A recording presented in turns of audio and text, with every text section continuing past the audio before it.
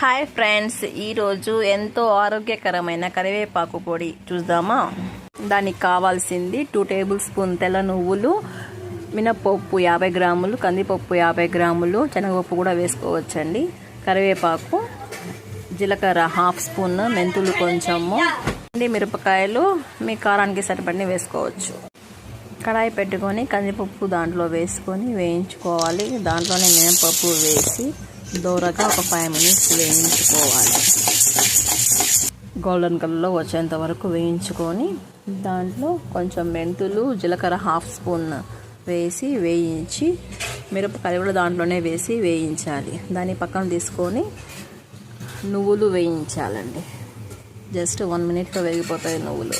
తీసేసి దాంట్లో కరివేపాకు వేసుకొని ఒక 5 మినిట్స్ లో ఫ్లేమ్లో వేయించుకోవాలి.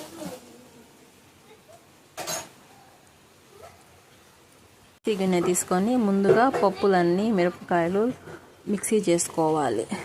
అది మెత్తగా మిక్సీ అయిన తర్వాత ఈ కరివేపాకు వేసుకోవాలి. దాంట్లో తగినంత సాల్ట్ వేసుకొని మిక్సీ చేయాలి. అంతేనండి, ఎంతో టేస్టీగా కరివేపాకు పొడి రెడీ. ఇది ఇడ్లీలో కూడా నంచుకొని తినొచ్చు, దోశలు కూడా వేసుకోవచ్చు. ఈ వీడియో మీకు నచ్చితే లైక్ చేయండి, నా ఛానల్ని సబ్స్క్రైబ్